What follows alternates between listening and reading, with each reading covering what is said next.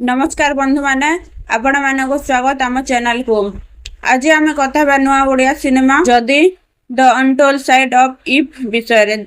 ए cinema रे comedy crime show drama एक नुआ मिश्रण जहाँ दर्शक को हसाइबा सहित भाईबा को मध्य बाध्य करथाय। सिनेमा रो कहानी एक शांत गाँ को नहीं केंद्र कर गढ़ा जायछि। एक अविवेकी युवक और तांका पूर्वतन सांग मध्य एक छोट जुक्ति तर्क आरंभ हुए शत्रुता।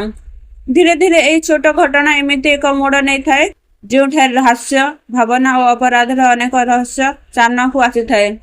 शेष में कण हेब से आपण को सिनेमा देखा पड़ो। अभिनय शैलेन्द्र सामंतराय, प्रियंवदा सोई, आकाश सोता एवं सुशांत दास महापात्र निज निज चरित्र भल अभिनय करछन्ते।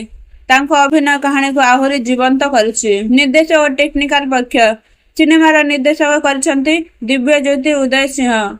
तांकर कहानी कहिबार शैली ग्रामीण परिवेश और चरित्र मानक भावना को सोमेन शतपथी और अभिषेक पाणिग्राही संगीत बैकग्राउंड स्कोर सिनेमार माहौल को आहरी आकर्षणीय करिथाए।